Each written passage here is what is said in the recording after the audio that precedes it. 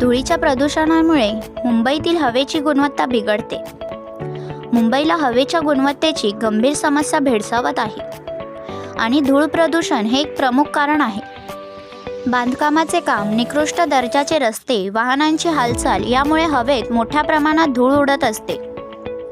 या धुळीमध्ये PM2.5 आणि PM10 सारखे सूक्ष्म कण असतात, जे लोकांच्या फुफ्फुसांना एकूणच आरोग्यास हानी पोहोचवू शकते. जरी अधिकारी रस्त्यावर पाणी शिंपडणे आणि बांधकाम साईटचे निरीक्षण करणे यासारखी पावले उचलत असले तरी तज्ज्ञांचे मत आहे की आणखी कारवाई करणे आवश्यक आहे.